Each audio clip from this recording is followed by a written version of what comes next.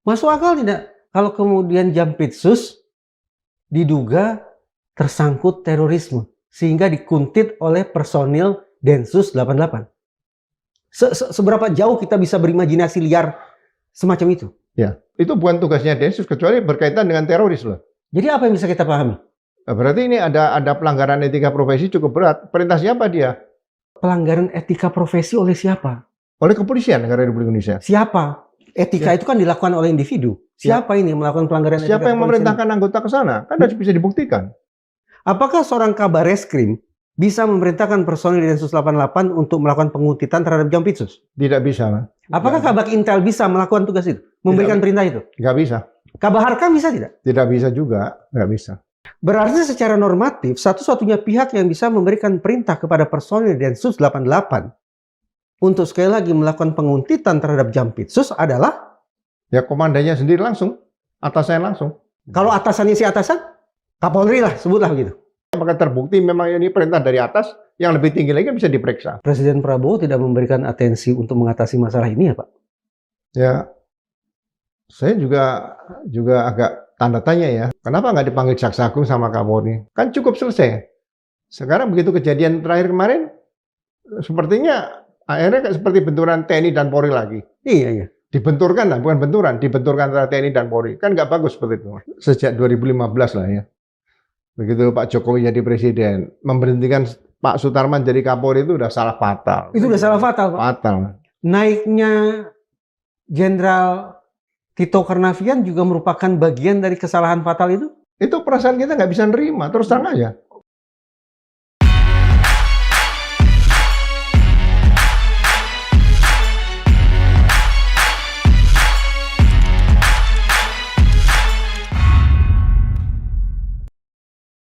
Pak Ugro, kita tidak usah pakai kalimat basa-basi, Pak ya? Iya, maaf. Betul tidak kalau saya katakan bahwa hari ini ada api dalam sekam dalam relasi antara kepolisian dengan kejaksaan di Indonesia?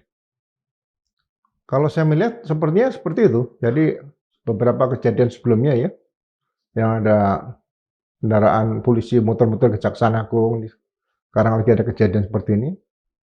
Di zaman Bapak dulu menjabat sebagai Wakapolri, suasana panas semacam ini sudah ada belum, Pak? Kalau kepolisian RI dengan kejaksaan tidak ada menurut saya. Perkiraan saya pada masa itu barangkali relasi gesekannya antara kepolisian dengan tentara. Ya paling banyak antara TNI dengan Polri lah, anggota TNI dan Polri. Oke.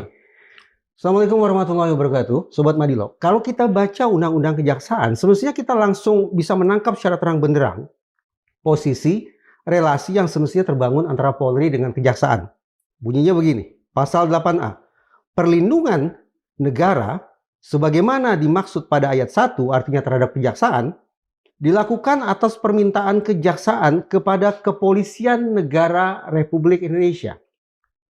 Rumusan pasal ini sekali lagi menunjukkan kepada kita bahwa semestinya ada katakanlah semacam simbiosis yang mutualistis antara kepolisian dan kejaksaan. Tapi tadi sudah diakui oleh narsum saya bahwa hari ini kita tidak bisa tutup mata terhadap kenyataan bahwa relasi antar dua lembaga negara tersebut justru tampaknya memanas satu sama lain. Seberapa jauh kemungkinan masalah ini akan terus berkembang dan seberapa besar prospek bagi mereka berdua untuk mengatasi persoalan, kita akan berbincangkan bersama narsum saya yaitu Komjen Pol Ugroseno, Wakapolri periode 2013-2014. Ya Mas. Pak Ugro ini terima kasih ya Pak sudah datang. Ini seingat saya paling tidak yang sudah ketiga kali nih Bapak hadir di ruang diskusi Madilog. Madilog ya. Saya ingin tangkap dulu persepsi Bapak. Situasi memanas antara Polri dan Kejaksaan Agung hari ini hanya ada pada lingkup elit di Jakarta saja? Atau jangan-jangan ini akan merembes sampai ke bawah, sampai ke daerah? Kalau antara Polri dengan Kejaksaan ini hanya terjadi di tingkat pusat aja. Tingkat pusat saja? Di daerah saya tidak pernah dengar itu. Lalu apa gerangan Pak yang membuat dua institusi ini justru, maaf kata nih dalam bahasa yang ekstrim adalah gontok-gontokan di tingkat pusat saja, itu apa? Ya, kalau saya baca ya, kira-kira antara arogansi sektoral, arogansi fungsional itu, terus arogansi ini individu aja. Kalau dulu Bapak katakan tidak ada gesekan antara kejaksaan dan kepolisian, tetapi paling tidak 1 atau 2 tahun terakhir ini justru gesekan itu tampak kasat mata dan itu bisa disimak di berbagai macam pemberitaan media. Ego sektoral itu mewujud secara konkret dalam bentuk apa, Pak? Saya melihat pengalaman saya, Mas, ya. Iya, iya. Aspek kedewasaan para pemimpin ini. Jadi saat saya Wakapolri saja, Wakil Jaksa Agung itu teman satu angkatan SMP di Kudus. Lalu? Jadi saya juga main ke sana di samping sebagai mitra sama penegak hukum juga sebagai kawan. Karena seumur, seusia. Tapi kalau Sebaya perbedaan gitu ya. usia ini jauh mungkin itu tadi. Mungkin mau menghadap sungkan atau mungkin merasa posisi lebih tinggi menghadap yang tidak bersenjata misalnya gitu kan. Sebenarnya itu harus dihilangkan. Ini sama-sama aparat penegak hukum seperti itu. Ego sektoral itu bisakah saya pahami hidup antar Kapolri dan Jaksa Agung atau di bawah itu? Ya kalau kejadian sekarang kan banyak di tingkat pusat. Sekarang misalnya gini, usia Kapolri dengan usia Jaksa Agung nih, kan beda usia jauh nih. Ya. Ya mungkin di luar kelihatannya akrab-akrab aja gitu. Tapi saya komunikasi kamu dibangun, paling nggak ada kesetaraan di situ. Kemudian mulai tarik ke bawah lagi. Kan ini harus ada kesetaraan seperti itu. Memangnya usianya lebih senior siapa, Pak? Jaksa Agung. Jadi Bapak ingin mengatakan Jaksa Agung yang notabene usianya lebih senior berharap mendapatkan penghormatan ekstra dari Kapolri yang lebih belia, begitu? Ya di antara mereka kan ada rasa sungkan nggak enak. Komunikasi itu nggak lancar. Tapi kalau sudah kenal sebelumnya, hubungan baik kan, ya tidak perlu sungkan. Ada waktu bisa main Kapolri bisa main ke Kejaksaan Agung ya main ke Kejaksaan Agung. Jaksa Agung bisa main ke Mabes Polri main ke Mabes Polri, nggak ada masalah sebenarnya. Komunikasi itu harusnya dibangun dengan baik sehingga bawahan semuanya melihat Kapolri dengan Jaksa Agung aja sering komunikasi, sering bertemu, ya di bawah pasti akan mengikuti seperti itu. Ini serius, Pak. Berarti kita sesungguhnya hanya sedang melihat katakanlah pertikaian antara satu individu dengan individu lain dan lebih dikarenakan adanya perbedaan usia yang cukup jauh. Ya, sekarang fakta waktu kejadian penanganan ada mobil kepolisian berputar di depan Kejaksaan Agung. Iya. Yang menyelesaikan harusnya Jaksa Agung sama Kapolri saja, udah ditarik ke atas saja. Jangan dibiarkan selesaikan antara mungkin saat ini jam intel dengan Kadipropam, yang nggak perlu lagi.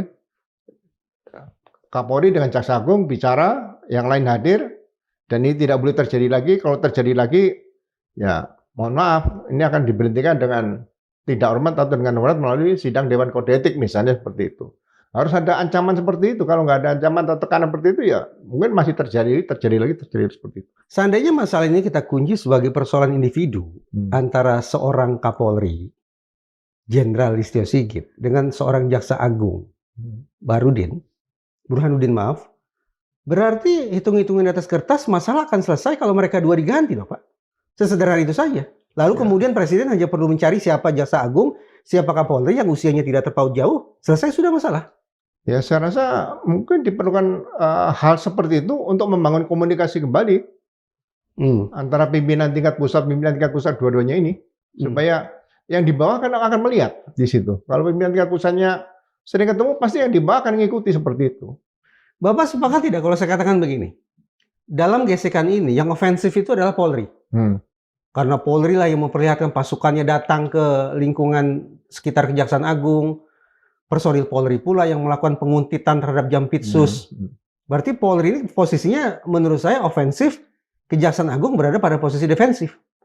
Ya. Bapak sepakat dengan itu? Saya sependapat seperti itu, karena bukan Kejaksaan Agung yang mendatangi Mabes Polri untuk berputar-putar di kantor Mabes Polri kan? Menurut Bapak, mengirim personil sekian banyak berputar-putar di sekitar Kejaksaan Agung, lalu melakukan penguntitan terhadap Jampitsus, itu salah atau bisa dibenarkan? Menurut saya juga kesalahan yang sangat fatal. Kalau itu disebut sebagai kesalahan yang sangat fatal, berarti yang bermasalah Kapolri dong, Pak? Ya kalau di tingkat pusat kan Mabes Polri kan Kapolri yang memimpin di situ. Ini menjadi serius loh menurut saya, Pak. Iya. Ini sebuah kesalahan dan tampaknya ini merupakan kesalahan yang dilakukan oleh Jenderal Listio Sigit. Kejadian bukan baru hanya sekali. Ini sudah kedua kali atau 3 kali di sini. Hal seperti ini. Gitu loh. Jadi, ya pimpinan tingkat nasional kan kalau sudah bicara A, anak buahnya ikut A juga. Tapi kan kekanak-kanakan, Pak, menurut saya, Pak, dengan segala hormat ini, mengirim pasukan dengan tujuan operasi yang menurut saya tidak terbaca, bahkan mungkin tidak bisa juga bisa dipertanggungjawabkan. Itu kan menurut saya sebuah pemanfaatan jabatan untuk kepentingan yang harus saya katakan sekali lagi kekanak-kanakan. Andaikan saya mengikuti persepsi Bapak. Ya ini pelanggaran etika profesi cukup berat karena menyangkut institusi. Anggota yang di bawah di Polsek, di Polres, di Polda kan juga mendengar, melihat, membaca melalui media sosial. Kok kejadian seperti ini? Pak, pelanggaran etika profesi oleh siapa? Oleh kepolisian negara Republik Indonesia. Siapa? Etika itu kan dilakukan oleh individu. Siapa ini melakukan pelanggaran etika? Siapa yang memerintahkan anggota ke sana? Kan harus bisa dibuktikan. Anggota kan hanya menurut perintah. Masa nggak ada yang merintah? Kalau anggota liar, waduh, saya bilang ini kendali perlu dihadirkan Kapolri model Pak Jenderal Polisi Anton Sujarwo lagi supaya gripnya lebih kuat lagi. Seperti itu. Bapak mensinyalir kepemimpinan Polri saat ini tidak cukup kuat cengkeraman mereka terhadap para personil? Ya, saya melihat faktanya kejadiannya berulang-ulang atau lebih dari 1 kali seperti itu. Masa nggak bisa diselesaikan? Dan Presiden juga diam saja misalnya sejak zaman Pak Jokowi kan di sini. Iya.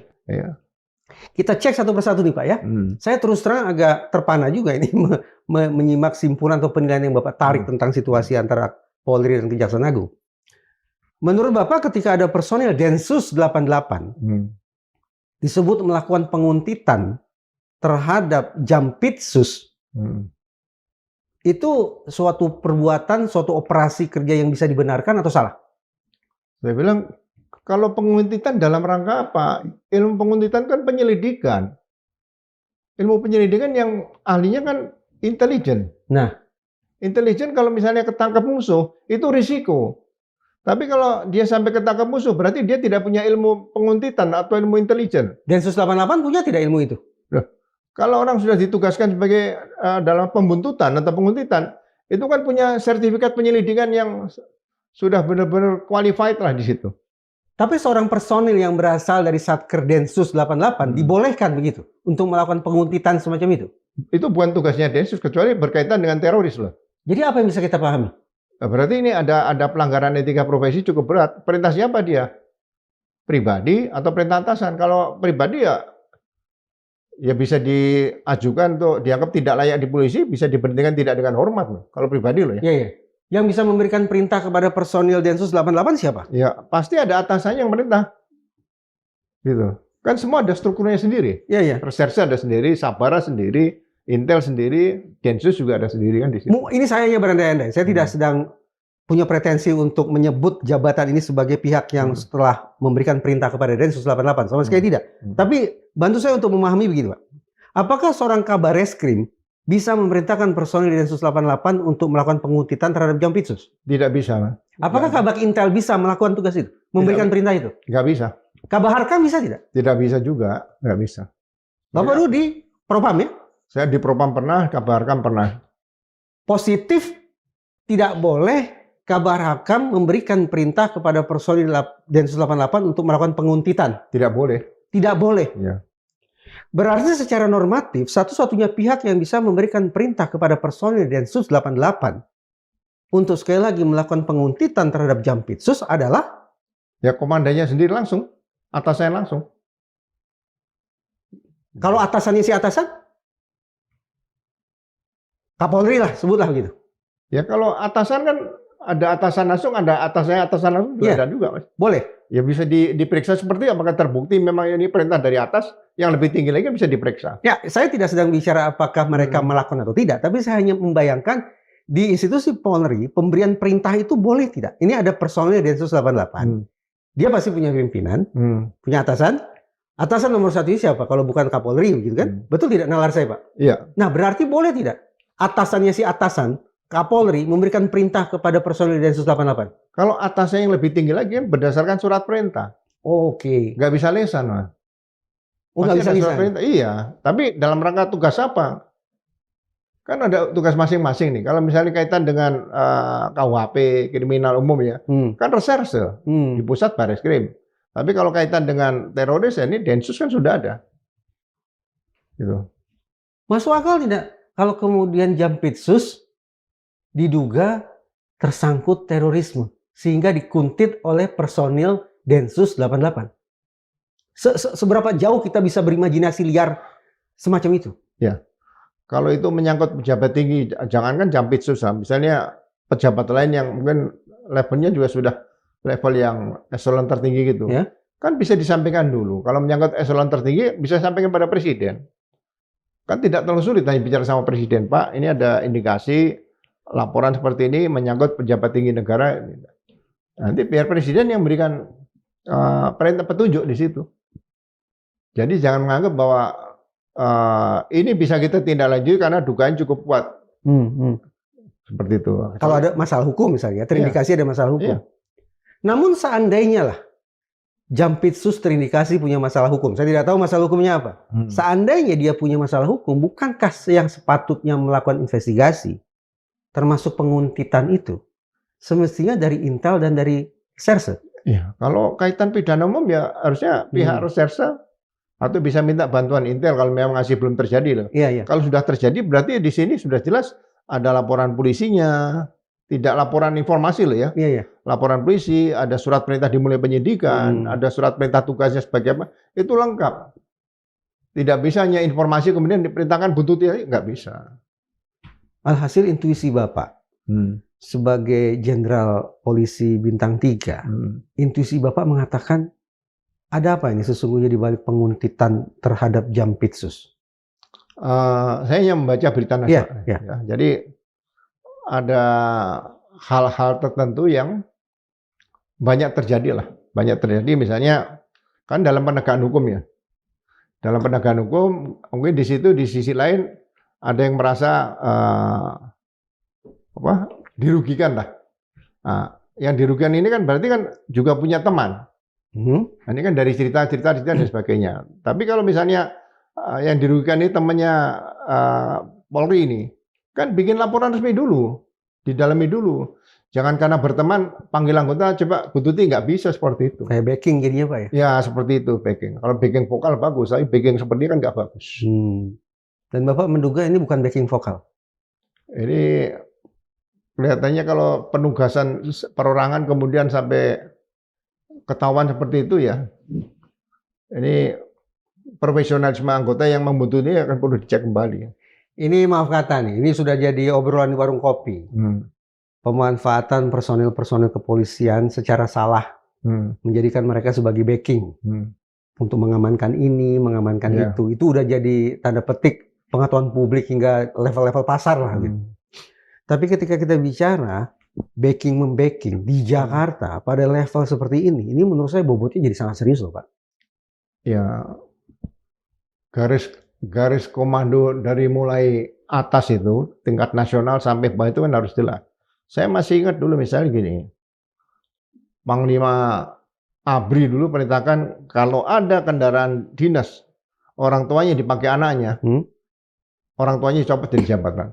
Cuma bilang gitu aja, nggak ada yang berani.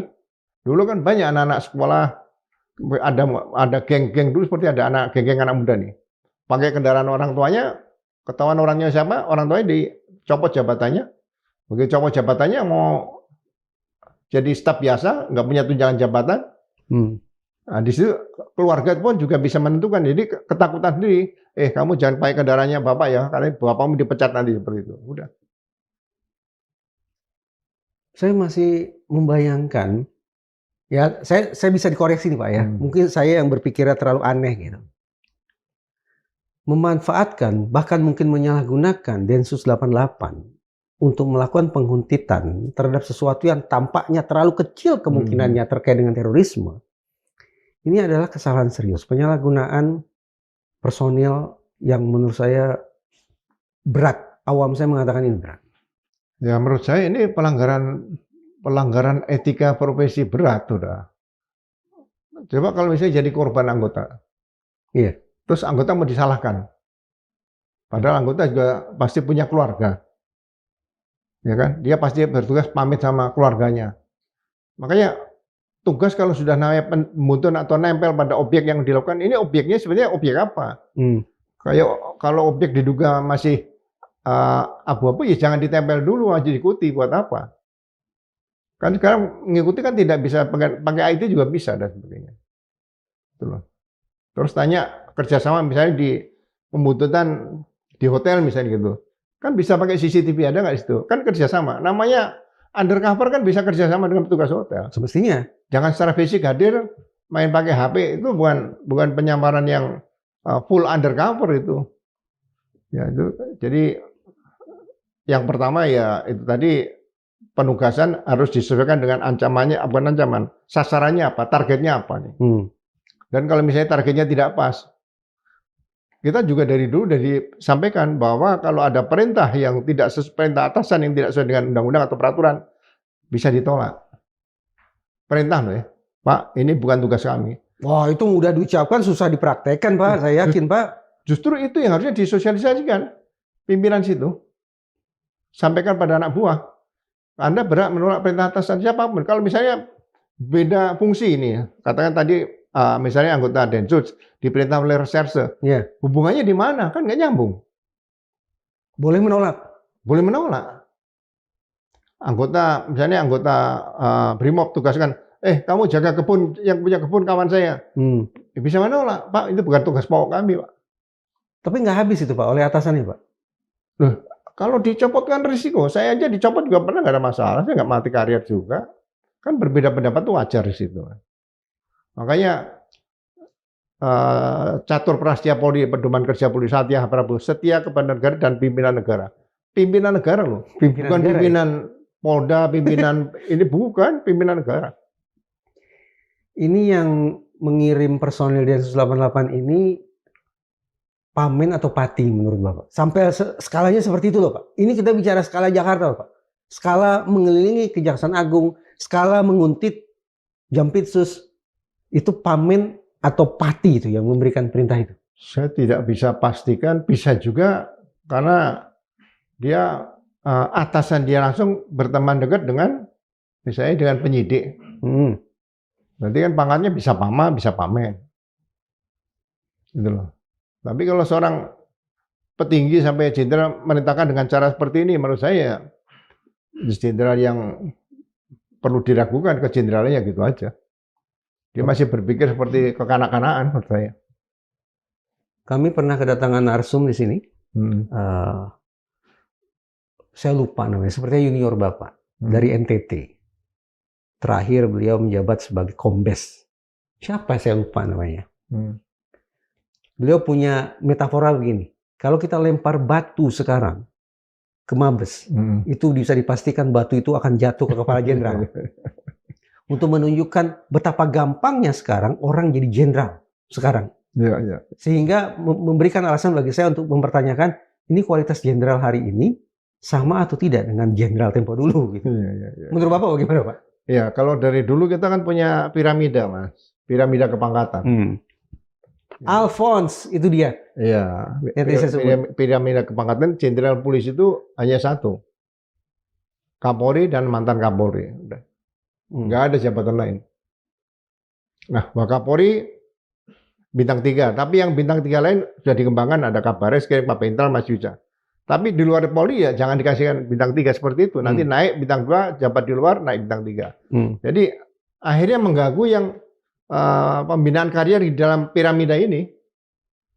Kalau sudah keluar naik jabatan ya udah keluar saja di sana, alih status saja. Jangan nanti masuk lagi. Gitu. Yang di dalam ini kan pasti kan tekanan batin. Wah, saya ini belum bisa naik-naik, tetap masuk dari luar masuk lagi ke dalam. Apakah ini pembinaan karier? Habis dari dalam keluar dulu baru masuk lagi. Bapak melihat itu sekarang terjadi di Polri? Sepertinya lebih banyak seperti itu. Itu artinya bisa kita maknai sebagai inovasi dalam pengembangan sumber daya manusia Polri atau justru langkah mundur? Kalau pangkat itu kan jenderal juga jenderal polisi. AKBP P-nya juga polisi. Ya, mayor polisi. AKP-nya tuh polisi, Pak. Tapi kalau dia dapat pangkat di luar, itu bukan pangkat polisi di situ di luar. Ya, jadi misalnya eh, jadi dirjen di Kementerian Agraria misalnya, Hmm. bintang 1, terus di situ naik bintang 2. Bintang 2-nya kan bintang agraria, bukan bintang polisi, Iya, iya, iya. ya kan? Berarti kan Irjen Agraria, bukan Irjen Pol. Nah, ini harusnya disusun kembali setelah banyak yang di luar. Ya risikonya kalau dia nak pangkat di luar, tapi eh, apa pangkat yang ada di luar struktur Polri, mereka tidak mengenal namanya Irjen Agraria kan nggak ada. Jadi ini harus ditata kembali. Kalau dia keluar promosi ya sebetulnya yang bagus ya alih status dulu, jangan pakai pangkat yang dari polisi dipakai di luar nanti bisa masuk lagi. Situasi semacam itu terjadi karena terlalu banyak jenderal. Ya akhirnya sekarang seperti itu. Gitu loh. Dan penambahan jumlah jenderal tidak serta-merta berbanding lurus dengan kualitas jenderal. Ya kalau saya melihat sekarang begitu ada mutasi di bintang 3 saja masih cukup banyak yang beredar di sini nih, orbitnya nih. Hanya bintang 2 nggak ikut ketarik. Dulu kalau bintang 31 pensiun misalnya masih di lingkungan piramida kepolisian tadi ya, Polri ya. Begitu yang diganti 1, bintang 2 ini otomatis akan naik ke atas. Kesempatan untuk naik ke atas lebih banyak gitu. Kita kembali sebentar ke kejaksaan nih Pak. Kita kembali ke situ. Ketika ada personel Densus yang akhirnya dipergoki melakukan penguntitan terhadap Jampitsus, awalnya saya berpikir nih Jampitsus punya masalah hukum. Tapi ketika yang ternyata melakukan penguntitan bukanlah dari Intel, bukanlah dari Serse, tapi dari Densus, saya menganggap ini ada sebuah operasi yang kebablasan. Ya bagi saya itu tidak sesuai dengan prosedur karena yang ditugaskan bukan fungsi reserse. Iya, iya. Ya. Kalau fungsi Intel buat apa mengikuti pejabat misalnya seperti itu? Bapak merasa Polri terganggu oleh kerja Jampitsus yang belakangan ini sangat spektakuler memburu para koruptor? Saya pribadi nih, saya melihat gini, karena sekarang ini kan lebih banyak penyidikan yang dilakukan oleh Kejaksaan Agung. Ya Sangat kencang. Kita apresiasi lah di situ ya kan. Kemudian kita juga melihat pasal 284 hukum acara pidana. Apa itu, Pak? Bahwa sebetulnya dengan lahirnya Undang-Undang Hukum Acara Pidana nomor 8 tahun 81, penyidikan itu kan Polri dan PPNS di situ. Tapi kan ini saya juga katakan sama beberapa junior, kenapa kok Kejaksaan Agung bisa nangkep yang besar-besar cukup banyak? Kenapa Polri nggak bisa? Gitu. Kan ini harusnya kan kita juga perlu belajar. Masa kita nggak bisa nangkep yang lebih banyak daripada Kejaksaan Agung misalnya gitu. Kita yang Bapak maksudnya adalah Polri ya? Polri kan gitu. Ya. Nah, mungkin di situ ada nilai bahwa kecurigaan tertentu lah. Gimana caranya kok bisa cepat nangani masalah-masalah tindak pidana korupsi oleh Kejaksaan Agung. Nah, mungkin ada semacam kecemburuan mungkin loh ya. Kecemburuan seperti itu salah satu. Yang kedua, ya kita tidak menutup mata. Mungkin dalam penanganan suatu penegakan hukum di tingkat penyidikan ya. Baik oleh Kejaksaan atau Polri. Nah, di sini mungkin ada yang bermain kan di situ. Yang tidak bisa kita tutup mata. Misalnya ada semacam maklar kasus dan sebagainya. Ya kan? Nah, maklar kasus ini kan ini pasti tersangkanya kan juga kawannya banyak di mana-mana gitu loh. Jadi mungkin beritahu, wah saya kok dikerjain gini. Nah, akhirnya mengambil langkah yang kira-kira ya udah kita cobalah siapa yang bermain di situ kan gitu. Tapi kalau misalnya ditemukan, ya mohon maaf kalau ditemukan di situ ada mungkin curiga sama Jampitsus, ya sampaikan aja pada Kapolri, Pak, sampaikan Pak, mau sampaikan Jaksa Agung, Pak, ini ada informasi seperti ini. Sama saya dulu waktu di Kapolda Sumatera Utara ada perampokan, anak buah saya dikrimum waktu itu sekarang menteri itu, Agus Adianto ya. Oke. Agus Adianto. Imigrasi dan Pemasyarakatan. Oh iya, sana. Nah, lapor sama saya, mohon izin Jenderal, ini ada indikasi anggota TNI pelakunya. Saya bilang gini, kalau masih indikasi kamu lapor Pangdam aja. Informasi sampaikan Pangdam, biar Pangdam yang dalami. Oh, kalau masih indikasi? Loh iya, buat apa kita periksa nanti isunya keluar, oh TNI tangkap polisi, kita sedang menangani kasus perampokan Bank CIB, tapi isu di luar anggota TNI ditangkap, diserang misalnya sama TNI, kita hilang konsentrasi kita seperti itu. Jangan. Nah, hal sepertinya kan cukup dikomunikasikan seperti itu. Jadi kalau misalnya katakan yang pertama saya katakan ada kecemburuan, ya nggak perlu cemburu. Kalau memang bagus ya belajarin dari kejaksaan. Pak, gimana sih bisa nangkep timah, bisa nangkep emas, bisa nangkep beras oplosan dan sebagainya kan gitu. Kenapa Bapak membuka spekulasi tentang adanya kecemburuan? Kenapa harus sampai ke situ kemungkinannya? Loh, karena tugas penyidikan ini sebetulnya setelah KUHP berjalan 2 tahun kan kembali ke polisi atau PPNS. Jadi jaksa ya masuk penuntutan. Kalau jaksa nanti penyidikan penuntutan ini kan mungkin, wah tugas kita sebagian sudah diambil sama jaksa seperti itu. Ya bukan berarti kita lebih mampu, tapi kan sudah ada porsinya masing-masing. Ini penuntutan, penyidik, penuntutan sampai pengadilan. Gitu. Seperti rebut-rebutan kapling. Ya akhirnya seperti itu, betul. Ini saya menangkap nih, ada paling tidak 2 atau 3 level analisis yang Pak Ugro kemukakan. Satu pada level ini gesekan antar individu, individu pimpinan. Ya. Level yang kedua adalah kemungkinan adanya penyalahgunaan terhadap personil oleh, ya berarti harus disebut sebagai oknum Pak ya? Oknum akhirnya. Harus disebut sebagai oknum ya. Level yang ketiga, ini yang tadi kita kiaskan sebagai rebut-rebutan kafling. Bahwa ada area kerja yang tampaknya berimpit sedemikian rupa atau barangkali setengah diperebutkan oleh institusi Polri dan oleh institusi Kejaksaan Agung. Tapi sepanjang yang saya bisa simak, Presiden Prabowo tidak memberikan atensi untuk mengatasi masalah ini ya Pak? Ya, saya juga agak tanda tanya ya waktu Kejaksaan dijaga oleh TNI. Ini maksudnya kemana gitu Pak Presiden itu? Kenapa nggak dipanggil Jaksa Agung sama Kapolri?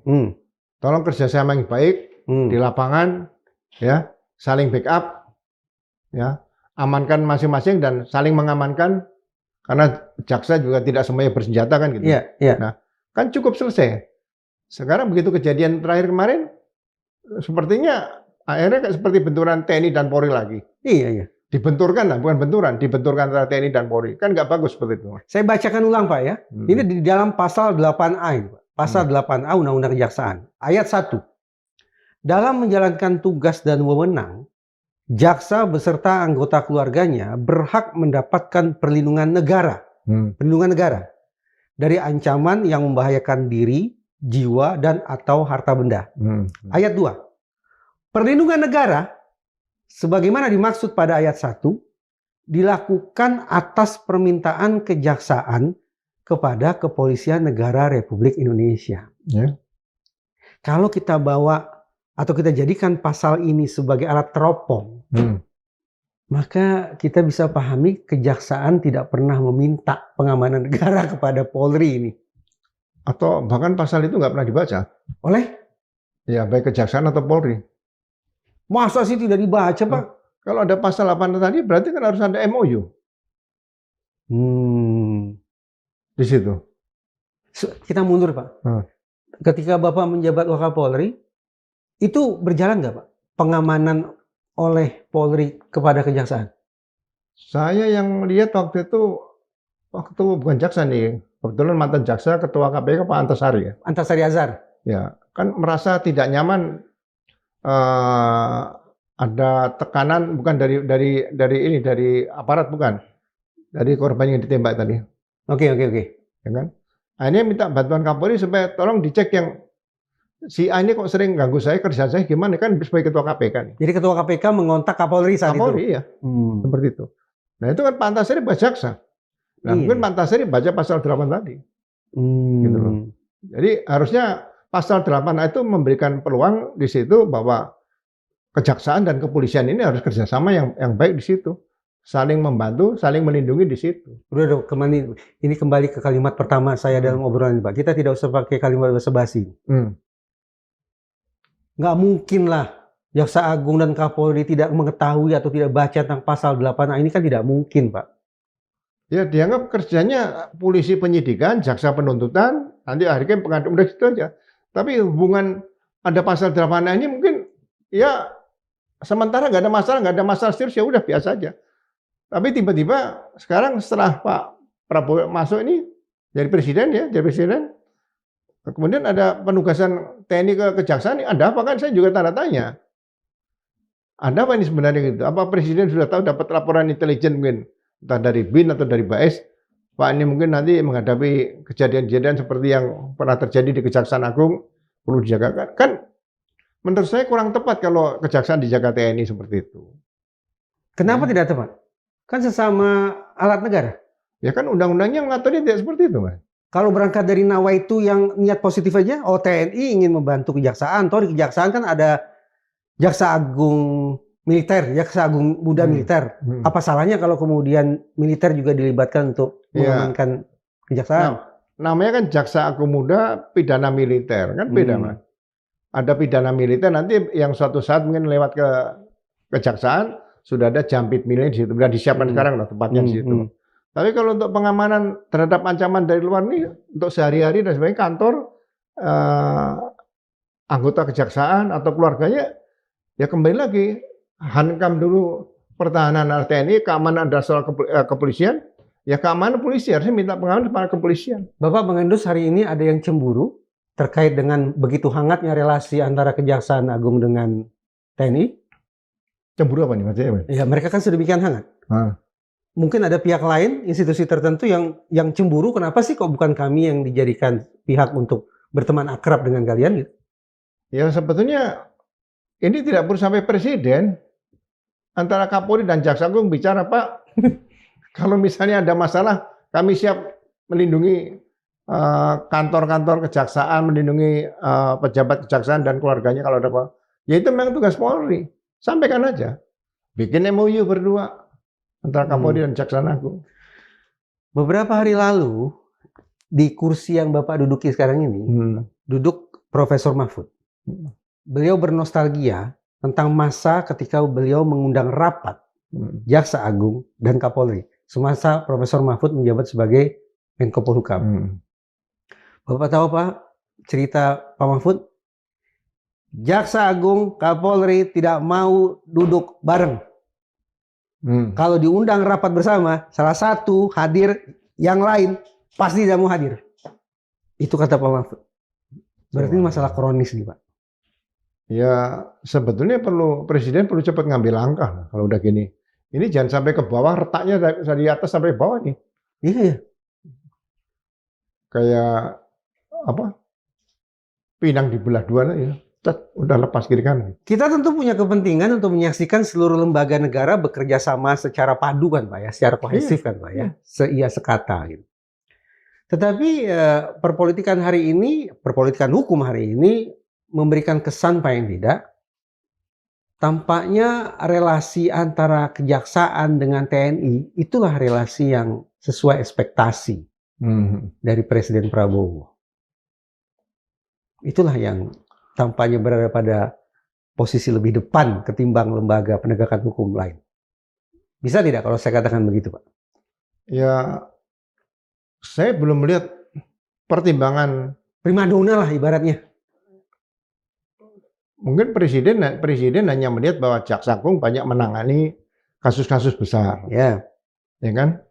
Kemudian penanganan kasus besar, kemarin ada kejadian kantor Kejaksaan dikelilingi oleh kendaraan-kendaraan polisi ini. Ya.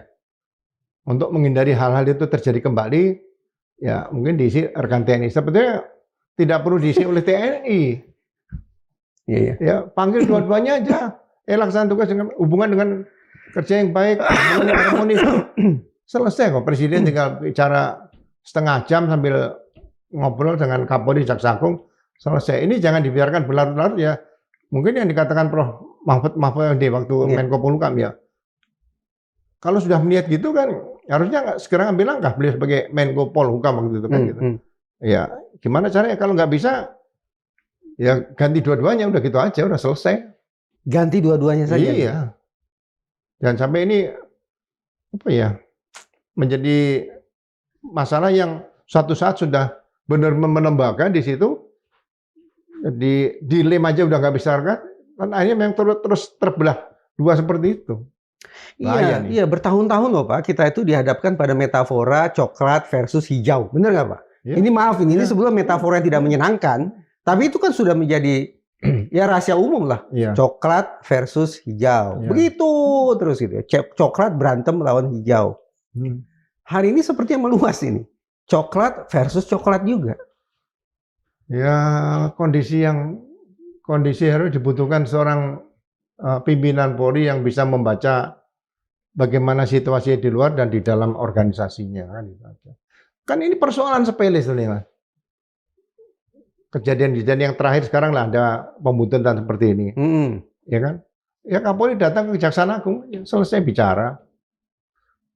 Nanti habis itu ada kunjungan resiprokal Kejaksaan Agung ke Kapolri, selesai.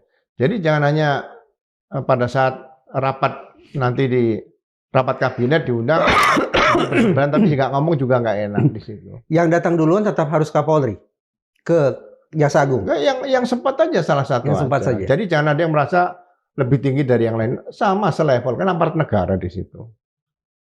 Gitu loh. Jadi menurut saya perlu ada apa ya? Kedewasaan, Kerendah hatian. kerendah hatian, legowo gitu ya.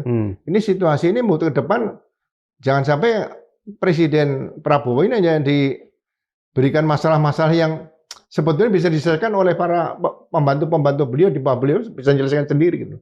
Tidak perlu memikirkan harus semuanya ditarik sama presiden seperti itu. Ini sinyal-sinyal tidak efektifnya Presiden Prabowo dalam menangani pertikaian antar lembaga negara, Ya, khususnya dia terkait beliau ingin penegakan hukum. ambil cepat seperti itu aja. Jadi karena sekarang mungkin di Jakarta ini ada aparat kepolisian mau ngantarkan berkas. Karena nanti ditanya, Mbak senjata enggak diperiksa. Loh, kan polisi kan bisa bawa senjata, walaupun reserse pakai preman di situ. Surat senjata mana nanti? Nah di bawah itu nanti bisa muncul konflik yang kecil-kecil dari situ, Mas. Padahal biasa datang ke situ juga Mbak senjata. Sesaat lalu saya membuat kiasan, sebelum bukan kiasan saya, ini masyarakat yang bikin kiasan coklat versus hijau. Bapak ingat tidak beberapa tahun silam dan berulang kali juga ada gontok-gontokan pakai kiasan cicak versus buaya. Sekarang coklat versus coklat. Kenapa terus-menerus Pak ya? Dengan segala hormat, sepertinya ada ruang yang tidak bisa diharmoniskan dalam relasi antara institusi Polri dengan institusi-institusi lain. Ya, saya rasa tergantung pimpinannya, Mas. Kalau dibicarakan tegas, setiap ada konflik anggota TNI dan Polri di suatu wilayah, di Polres misalnya, udah komandan kesatuan situ, Dandim, Kapolres copot ganti aja udah. Misalnya di provinsi selalu ada konflik lebih dari satu, udah Kapolda, Pangdam copot aja udah. Saya dulu di Sumatera Utara. Nah ini saya mau tanya, memang pada masa Bapak adem ayem aja Pak relasi antara Polri dengan TNI? Kan menurut saya dengan segala hormat juga tidak seharmonis yang sungguh-sungguh kita harapkan gitu. Tetap saja ada titik gesekannya. Gitu. Ya. Kan Kapolri dibantu Kapolda. Kalau Kapoldanya diam saja hanya sama perintah Kapolri, buat apa ada Kapolda? Saya Kapolda Sumatera Utara, anggota Koramil minta pindah ketemu Pangdam aja takut. Pak Kapolda tolong sampaikan sama Pak Pangdam, saya takut menghadap beliau. Saya pengen pindah ke tempat lain karena di sini udah lebih dari 10 tahun. Dan Ramil.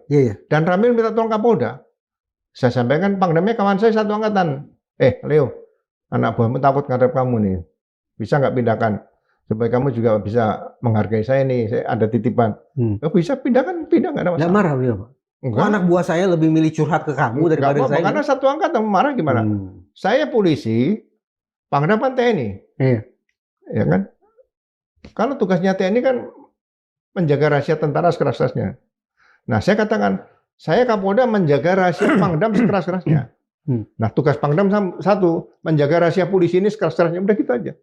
Jadi kalau di atas ini sudah komunikatif, akrab dan sebagainya, yang di bawah masih ikut. Tapi waktu itu belum ada tugas Kapolda adalah menjaga rahasia Kajati sekeras-kerasnya, tidak ada. Ya, kebetulan tidak ada konflik. Jadi komunikasi perlu dibangun setiap saat lah dengan siapapun di situ. Jadi jangan sampai, ya mohon maaf nih Mas, seorang Kapolda, tugasnya Kapolda apa sih? Apa Pak? Enggak berat kok. Yang paling berat itu tugas Kapolsek sama Kapolres. Karena berurusan langsung dengan masyarakat. Iya, Kapolda kan jarang. Nah itulah tugas saat bisa komunikasi dengan gubernur, bisa turun komunikasi dengan bupati, dengan Kapolres di situ, Dandim di situ. keliling-keliling aja komunikasi. Senjata kita cukup satu komunikasi. Makanya polisi nggak perlu senjata berat-berat. Senjatanya adalah komunikasi tadi. Kalau senjata komunikasi ini dibangun, selesai nggak ada masalah gitu. Dalam kasus penguntitan itu sekali lagi kan yang menguntit adalah personel Densus. Ini harus disebut oknum atau tidak? Sementara saya sebut ada perintah dari... Berarti bukan oknum? Bukan. Oke, saya ulang berarti. Penguntitan dilakukan oleh personil Densus 88 terhadap Jampitsus. Itu saja sudah jadi persoalan. Ya. Kemudian si personil Densus 88 diringkus oleh TNI. Pengawal Jampitsus. Muncul lagi masalah antar lembaga. Betul kan Pak ya? Iya. Beberapa pekan lalu juga ada kehebohan di hotel di daerah Jakarta Pusat dekat lapangan Banteng. Saya tidak tahu siapa namanya, Boboho atau apalah julukannya segala macam, yang kabarnya juga sedang diinteli, dimata-matai, sedang dimonitor oleh lagi-lagi personil Densus 88. Ini juga bukan oknum, Pak? Bukan oknum ya? Ya kita lihat perintahnya siapa di situ. Nah, Kalau kemudian dia sendirian ketangkep nggak di situ? Kalau ketangkep ya berarti dia belum punya sertifikat bisa pembuntutan, tugasnya pembuntutan, belum saatnya bertugas di situ loh. Lalu si personil Densus 88 kabarnya diamankan oleh personil Bais TNI. Wah, ini nostalgia nih, coklat hijau, coklat hijau, coklat hijau, jadi agak kurang nyaman juga gitu sebetulnya memperbincangkannya. Tapi itu sebuah realitas yang apa boleh buat ada di depan mata, harus juga kita pikirkan bagaimana jalan keluarnya. Tak lain tak bukan untuk mengharmoniskan relasi antara Polri dengan lembaga-lembaga negara lainnya. KPK, TNI, Kejaksaan Agung, memang dibutuhkan pergantian kepemimpinan. Seperti kata Bapak tadi. Kalau ini sudah terjadi berulang ya itu langkah yang terbaik bagi Presiden supaya nggak pusing dengan hal-hal yang kecil-kecil seperti ini akan menjadi besar nantinya. Kan harus segera dipadamkan. Kalau ada api kecil, padamkan. Api kecil, padamkan. Jangan dibiarkan jadi api besar. Kalau Bapak sebutin masalah kecil, masalah besarnya apa Pak? Ini aja menurut saya sudah bikin tegang suasana ini. Makanya ini kalau dianggap bahwa seperti itu nanti bisa dilakukan, ini kan bisa terjadi ke seluruh Indonesia. Iya. Merembet kemana-mana. Jadi konfliknya bukan konflik antara masyarakat dengan masyarakat, ya kembali antara lembaga dengan lembaga nih. Bukan hanya di Jakarta. Iya, nanti kembali lagi pengiriman berkas. Wah, ini lagi konflik dengan polisi. Ada arahan secara tidak langsung misalnya. Udah bikin berkas bolak-balik aja. Perkara. Ya perkara bisa 1 tahun, 2 tahun kan nggak masuk sidang. Yang korban masyarakat lagi. Selalu korbannya masyarakat. Nah, di sini perlu ada semacam langkah yang tepat ya, yang segera bisa menyembuhkan. Nah, kalau ini sakit atau luka bisa menyembuhkan sehingga ke depan tidak ada lagi hal-hal seperti ini terjadi lagi. Beberapa hari lalu terjadi pergantian besar-besaran di gerbong eksekutifnya Polri. Kelas eksekutif nih. Iya. Bukan kelas bisnis, bukan kelas ekonomi, kelas eksekutif. First class loh. First class gitu. Iya. Kabar Eskrim, Kabar Harkam, apalagi Pak? Sebutlah, banyak. Iya, iya. Ini merupakan tanda-tanda akan terjadi pergantian Kapolri tidak Pak? Ya kebetulan Wakapolri kan kosong. Begitu Wakapolri kosong, diputer kan ada kekosongan Irwasum. Irwasum kosong, diisi lagi dari mana? Kabar Eskrim ke situ. Kabar Eskrim kemana? Diisi, ya muternya di situ aja, bintang 3 itu aja. Jadi pergantian pada level setinggi itu tidak serta-merta nanti akan berlanjut dengan pergantian Kapolri, tidak serta-merta begitu ya? Ya pergantian Kapolri kan tidak harus nunggu pergantian di bawahnya dulu, langsung aja. Gitu loh. Nah, sekarang kita kembali ke masalah relasi antara Polri dengan Kejaksaan Agung nih Pak. Sejauh mata saya bisa melihat ini belum merembes pada kerja-kerja penegakan hukum yang mereka lakukan kan Pak? Terkait dengan ada perkara hukum, kerja polisi di mana, kerja kejaksaan di mana, sampai ke pengadilan seperti apa. Belum sampai ke situ kan Pak? Belum, saya rasa di daerah ini Mas, di daerah mungkin melihatnya kalau hubungan Kapolres dengan Kajari baik ya, udahlah kita nggak usah ikut-ikut di atas saja, kita kerja seperti biasa aja seperti itu. Itu perbuatan oknum. Pasti yang dibicarakan seperti itu. Ya, jadi ini bukan secara sistemik dan secara terstruktur atau masif terus langsung terjadi seluruh Indonesia, saya rasa enggak. Ini hanya perbuatan, menurut saya perbuatan bukan ya oknum, tapi tidak hanya satu lah, mungkin ya beberapa orang itu yang akhirnya akibatnya fatal seperti ini. Perintah atau instruksi ataupun disposisi memang saya yakin tidak ada, Pak. Tapi kan kita bicara tentang korps. Ya. Di dalam korps pasti ada jiwa korsa. Sehingga apa yang dilakukan oleh pimpinan, ya semestinya saya adopsi juga menjadi perbuatan saya. Itu saya pikir hukum alam dalam sebuah korps itu. Ya, kalau orang berpikir sumbu pendek seperti itu. Tapi kalau orang berpikir bijak, berpikir luas, ya kan, tidak semua perintah petunjuk pimpinan itu kan benar. Kalau misalnya ada perintah, tetap jaga jarak dengan misalnya nih dengan kejaksaan, atau kejaksaan juga jaga jarak dengan Polri. Ya sampaikan aja, ya kami tidak harus mengikuti perintah atasan. Kan biasanya kalau Kajari, misalnya kejadian di Jakarta nih, pusat Kajari dengan Kapolres, Mas atau Dek, ini situasi gini, udah kita tetap kerjasama aja lah.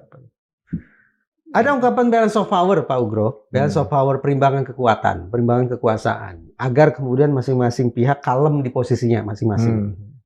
Bapak merasa tidak pada situasi sekarang ini barangkali titik awalnya adalah karena tidak adanya balance of power itu.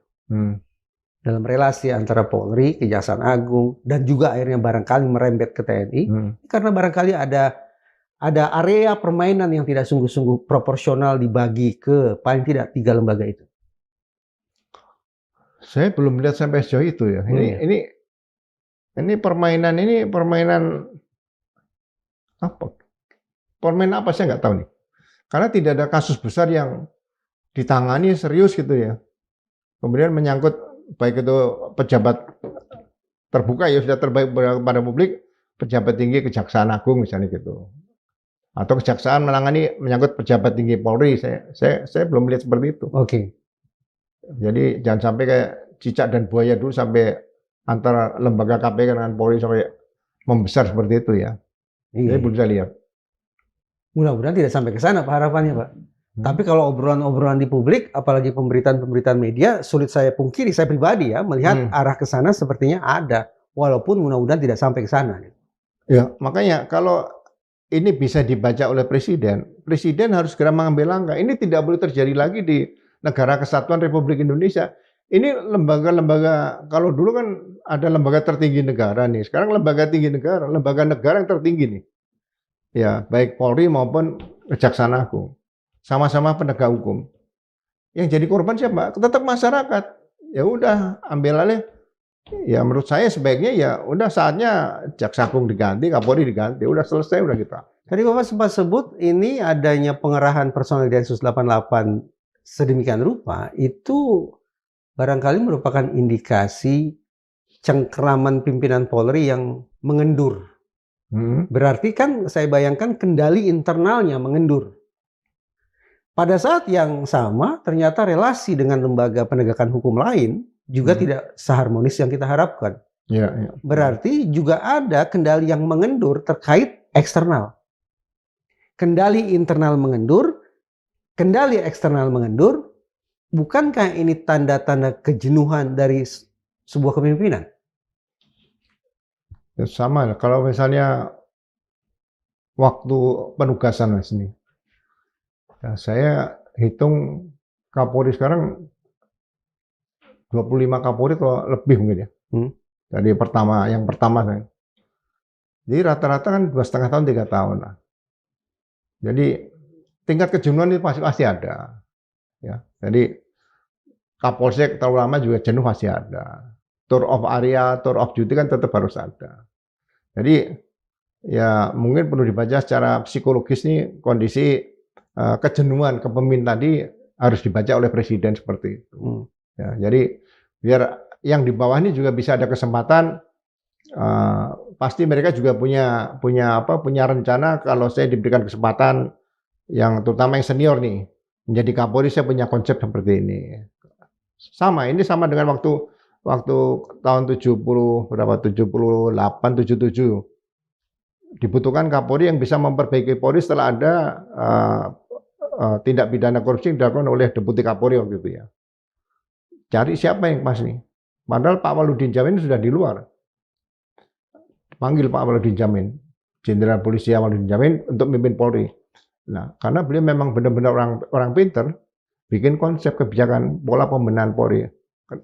Kalau orang sebenarnya marah-marah kan, kenapa Kapolri bikin pola pembenahan? Berarti kemarin ada rusak semua kan gitu. Padahal hanya ada kejadian satu, Deputi Kapolri korupsi 4,1 M waktu itu, tahun 70-an. Tapi ini itu disampaikan sampai tingkat bawah, dijadikan pelajaran di pendidikan.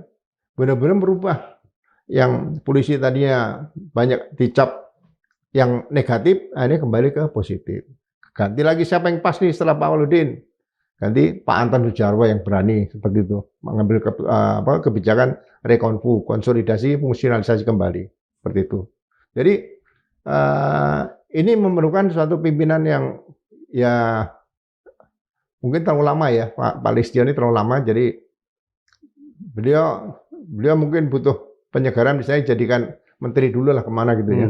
Nah, nanti diisi Kapolri baru, nah Jaksa Agung juga sama, mungkin ada penyegaran baru di situ sehingga dibangun komunikasi, memperbaiki hubungan Polri dan Kejaksaan yang selama ini mungkin katakanlah tidak harmonis lah gitu aja. Bapak setuju dengan gagasan bahwa Kapolri yang akan datang justru datang dari luar Polri?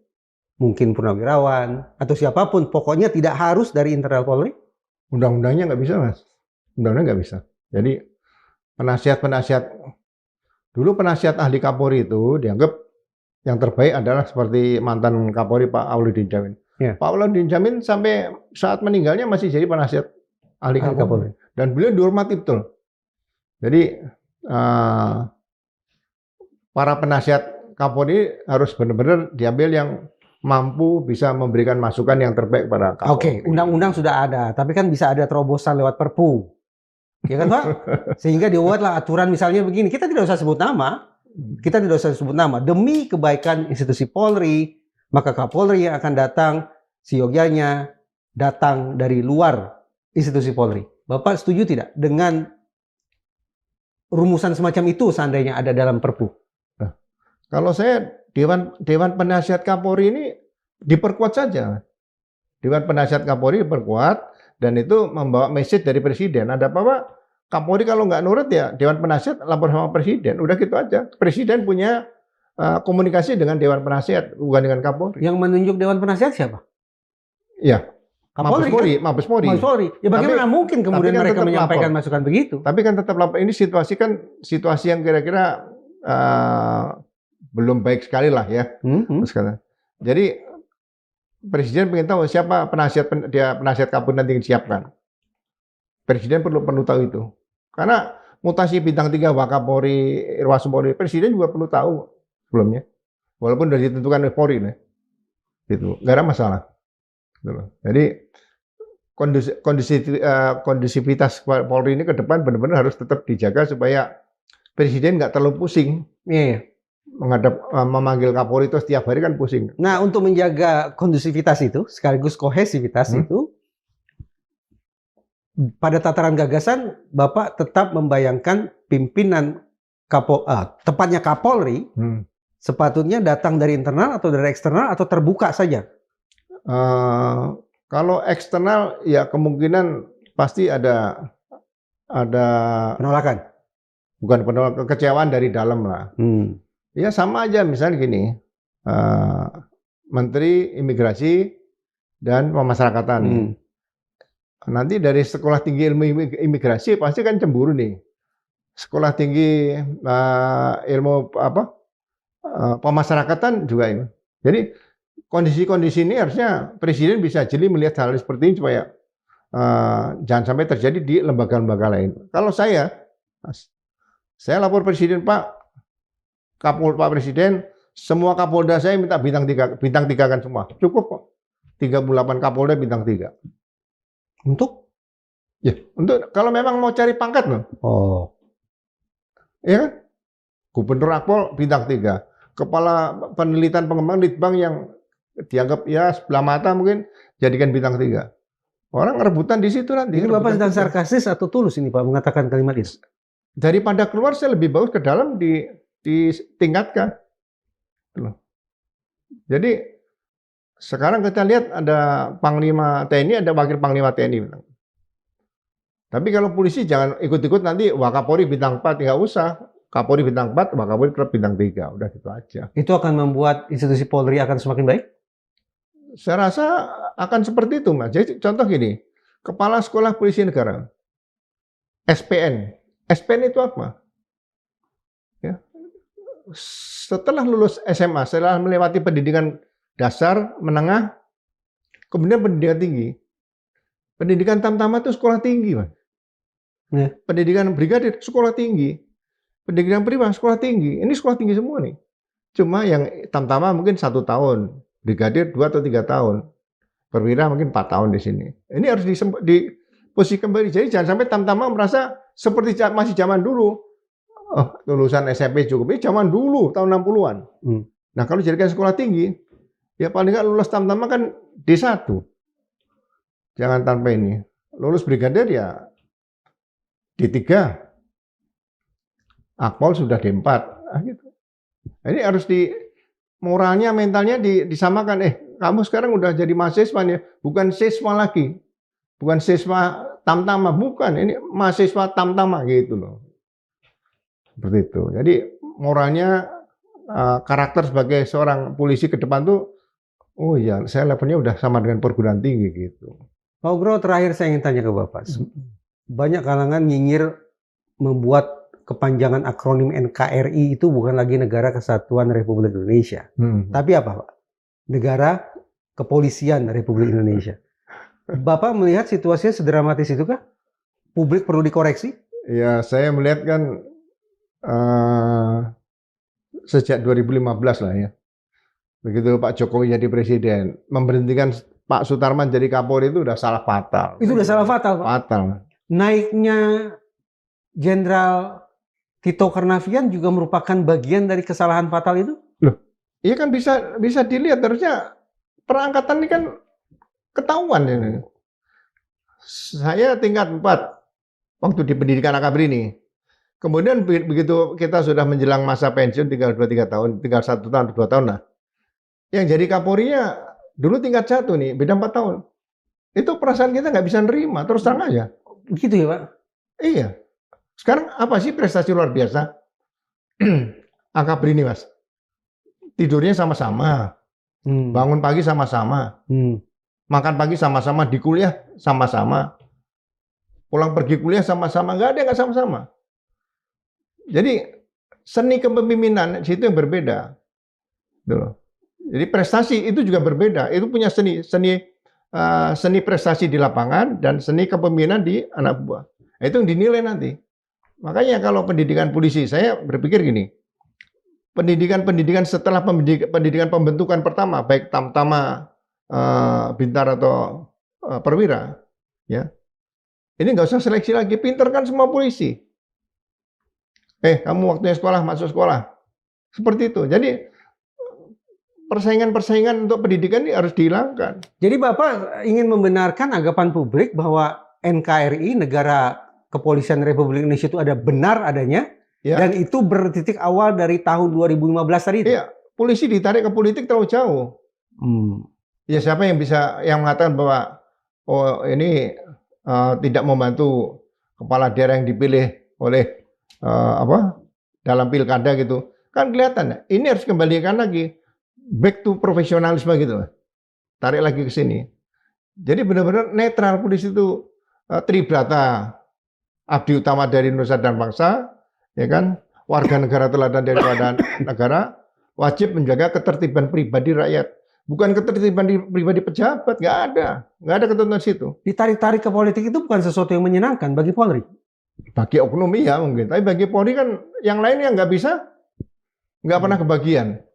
Yang lain sudah mutasi sampai 3-4 kali, ini masih tetap nggak mutasi-mutasi seperti itu. Nah ini mungkin yang perlu disempurnakan kembali, ditarik kembali ke on the right track gitu aja.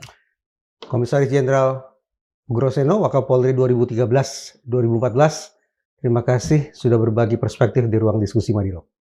Terima kasih, Pak. Terima kasih, Mas Reza.